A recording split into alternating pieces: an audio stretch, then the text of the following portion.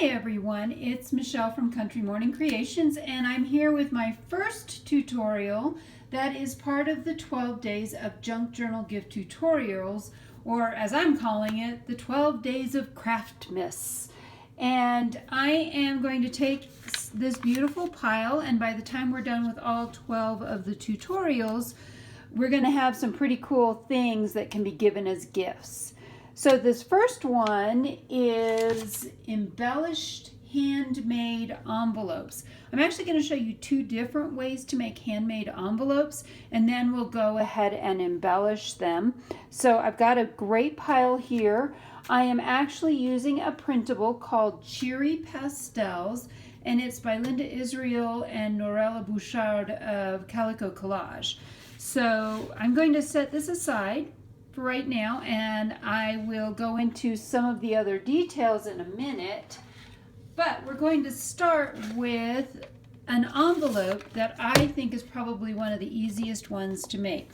So this is just a piece of coffee dyed paper. It is the 11 by 8.5. So we're going to cut it in half at the 5.5 mark, which I'm having trouble seeing. Hang on a second, I'm gonna adjust this just a wee bit. Oh, there we go, now I can see things again. So there is the 5.5 mark. Now if you don't, I would recommend at least using a ruler if you don't have a handy dandy cutting machine, but to me, anything like this that will cut is going to be perfect. So you take it and you just cut your piece of paper in half, and then you begin folding it to look like an envelope. And that's one of the things that I really like to do. And so this is kind of the tricky part, is trying to get this to line up so it's kind of straight across. And let's see if we can get that to make a nice little point. I'm sure there's an easier way to do this, and origami is probably not my strong suit, but there we go. So now we have a nice little point, and we're just going to fold that over, and we're going to fold this up to where it looks more or less like an envelope. Now what I like about doing these is that then the person who gets it can open the whole thing up and use it to write on. Another option is to not quite fold it so far. So we're going to kind of stop this a little bit further up. And then we're going to fold this up as well. And then you just fold that down over the top. And so now you actually have another thing that looks like an envelope, but it's not. And so we'll do some decorating with these. The other handy dandy thing I wanted to show you is using the We Are Memory Keepers, this little handy gadget, to make your own envelope as well. So what we need to do, let's say, let's pick an envelope size. Let's go with this. So it's a 4.5 by 5.5 A2. So my paper size needs to be 8.5 by 8.5.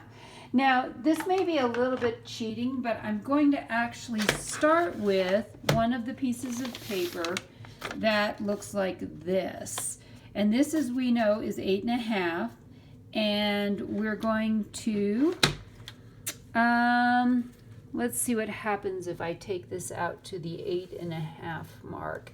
There's a little bit of a tear on the paper, so I think I'm going to turn it over this way, and we'll see what happens when we actually get it all folded like that. So we'll cut a little bit of it off, and now we have our square that we're going to do.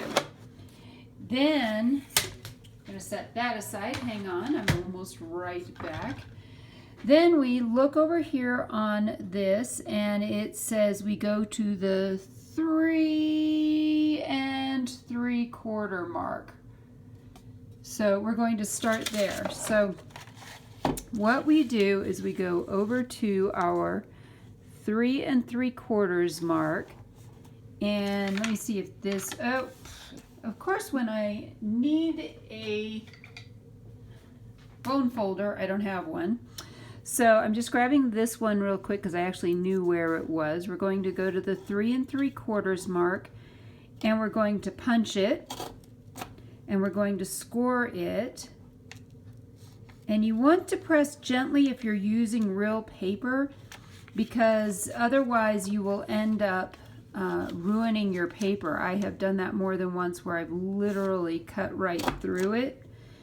And then, so for this one, we don't worry about that 3 3/4 mark. We simply go to, we line that line there. I don't know if you can see that. That got lined up there and that got lined up there. And then we're punching the holes. So this one should line up at that 3 3/4 mark again. This is the hard part with doing this with colored paper. Oh no, this isn't going to line up with that 3 3/4 mark. All right, so we're not going to worry about it because trust me, I've done this enough times that it is, we're going to see everything really well. I just need to fold this over because I didn't realize that doing this with paper like this was going to be this challenging to get everything lined up. And so I'm trying to line this up with this line right here. And we're going to run that across there. And we're going to turn it one last time. There we go. And get this across here. So what you end up with is something that looks like this. And we'll just set that aside as well. Then you just start folding in your edges. So these two become the sides, and one of these becomes your top and one of these becomes your bottom, and you kind of have to decide which you want where. Now if it bothers you to have a point like that, that's fine, you can cut it off. But now, so this is going to be the top of the envelope, and this is going to be the back, and I love that even you can still see some of the writing. So that will be that, and that is another handmade envelope that we can do. And if you want, you can actually round the corners. For example, if we wanted to make these corners more rounded, or we want to round the top of the envelope, you can actually just put this in this way and it will go the other way and round the corners.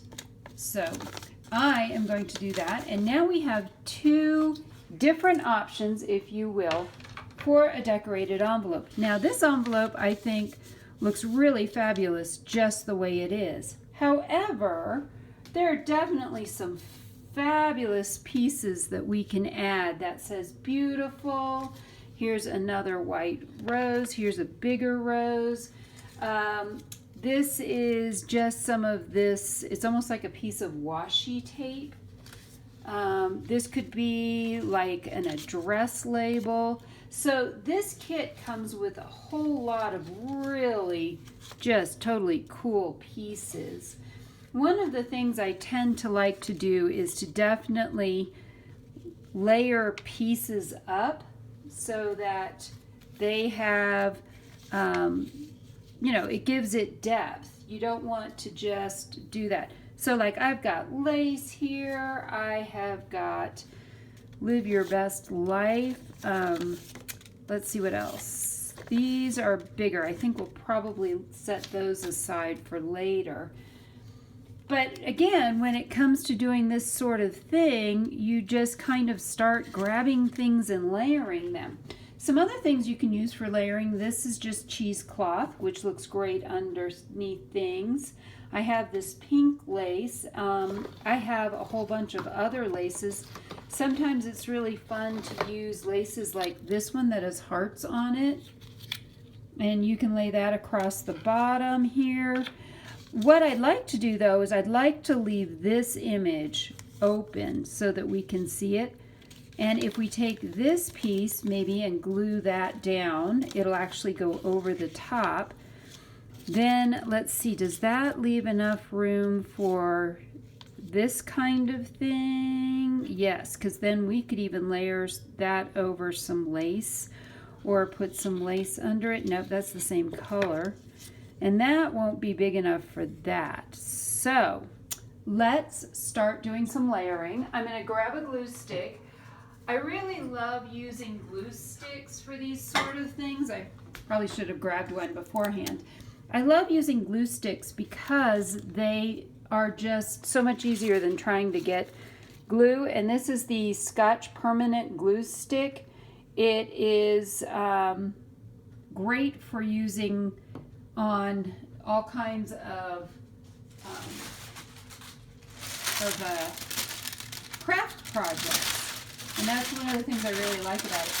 What I'm grabbing is, this is some parchment paper, and I do a lot of my gluing on parchment paper, so I'm not getting things really messy and gross and yucky, because we don't want gross and yucky. We want to keep our crafting space clean. So I flipped this piece over, and I'm just going to go all around it, almost in a sun pattern, to glue this down. And I find that you have to kind of go across from it or else it's going to not work. So we decided, or at least I decided, I'm going to put this up at the top and leave some space. So we're going to glue that down and glue that to the other side. And now we actually have a really pretty spot on the back as well as the front that we can add a few things. So I think I decided I was going to use this beautiful here, but I would like to put some color behind it and maybe give it a little bit more depth.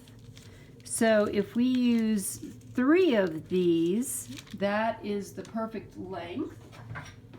And I'm going to grab this. I think one of the keys to this sort of project is to not spend too much time thinking about what you're going to do. I'm going to grab my Fabri-Tac because I really want that for when I'm working with lace. And I find that if you put too much on it, it's going to bleed through the lace.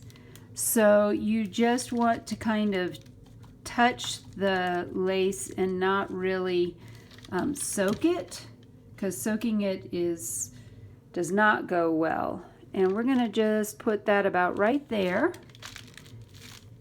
And then I am going to go ahead, because I am tacking this to that lace, I'm going to go ahead and use the Fabri-Tac on the back of this. I don't know how well the glue stick will hold when I attach it with something that's made out of fabric. It definitely holds great when we're doing, when I do projects that are just paper to paper. So I'm going to keep going here. I want to glue this little piece on as well. I think this is a really pretty little dragonfly. Dragonflies have all kinds of meaning for people, but by adding it kind of over this piece, it adds again more depth and dimension to your decorated envelope. I think some of the other things you can use, and maybe when I do one of these envelopes, I'll get out some washi. A lot of people like to have little metal decorative embellishments as well. Those can certainly be added, but there is just a beautiful little one.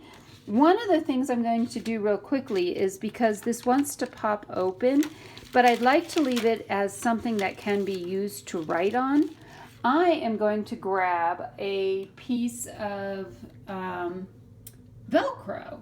And I'm trying to, I got it out and I set it aside so I wouldn't lose it. And of course, I can't find it. Oh, here it is. So I found these at Walmart, and they're really, really thin. So they are easier to just put on different craft projects. As you can see, I've used a couple of them already. So I'm going to just take one, and these are sticky back, which is lovely, but you have to kind of pull them apart. And I'm going to take this and stick them together first, then peel this off. And then I'm going to put it here. Let's make sure, let's see where that goes. I'm actually going to put it here. Let's see, which one do I want down? I want that one down. So we're going to take that and stick it to that. Then we're going to take all these pieces. Oops, it doesn't want to stick because, there we go. Now the whole thing is going to, oops, wait a minute, what happened?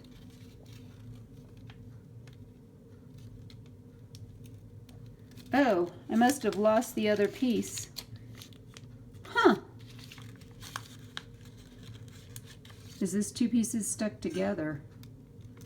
Oh, it is. I think I stuck that together wrong. That's what the problem is. I had the sticky side on the inside. Now it'll work. One of the problems with doing tutorials is not everything always goes as planned. So I'm going to let that dry, and now that will hold together like an envelope, and you can actually put things in it. It will work just like an envelope as well. So I'm going to just use this one. This is a very plain one, so as you can see, you've got just a plain piece here.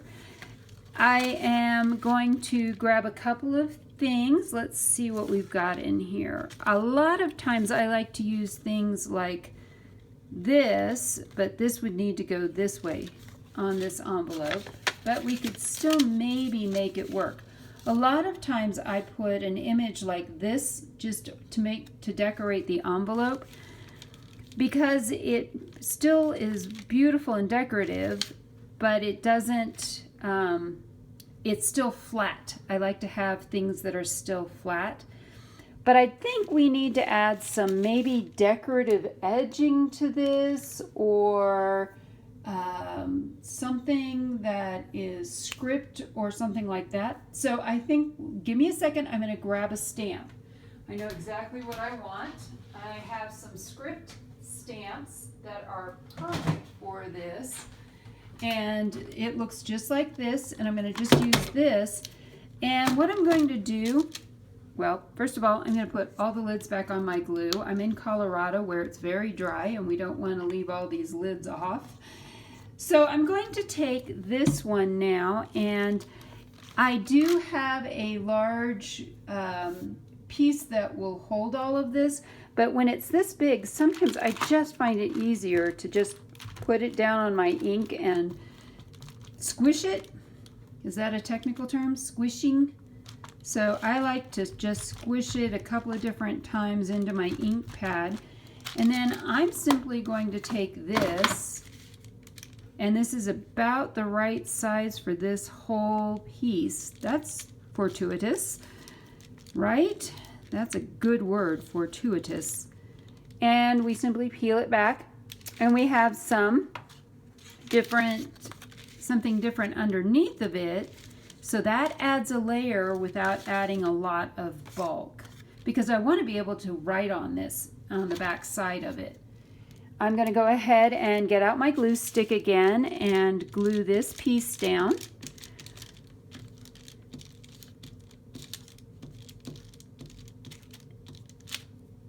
Just like this.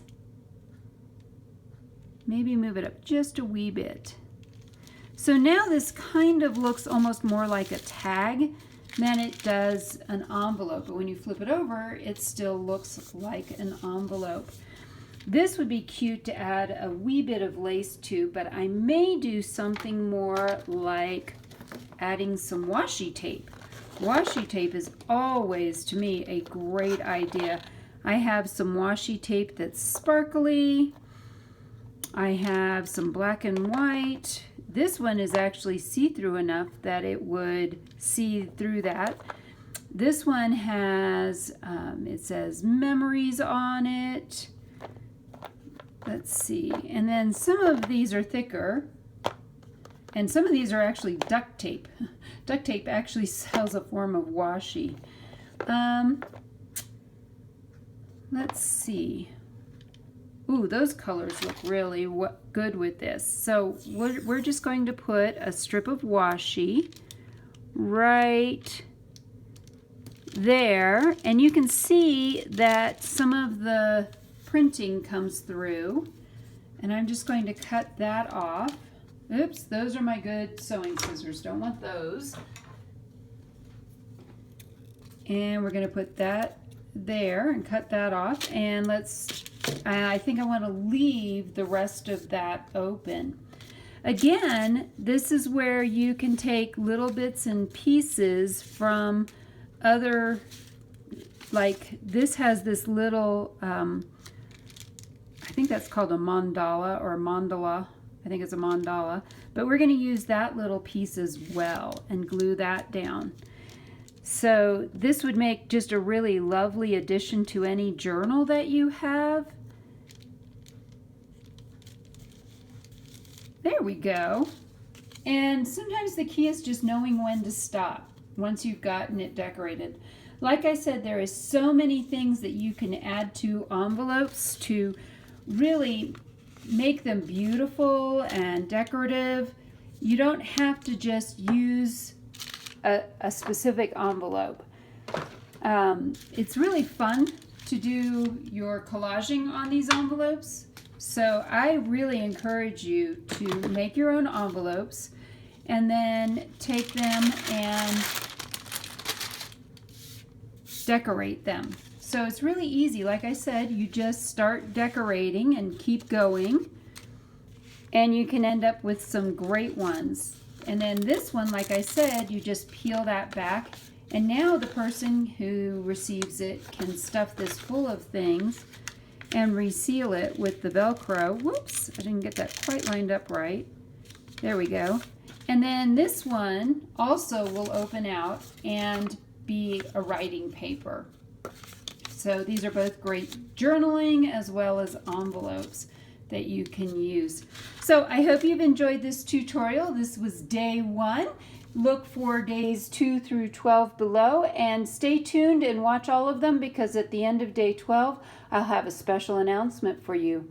I hope I've encouraged you to be creative today.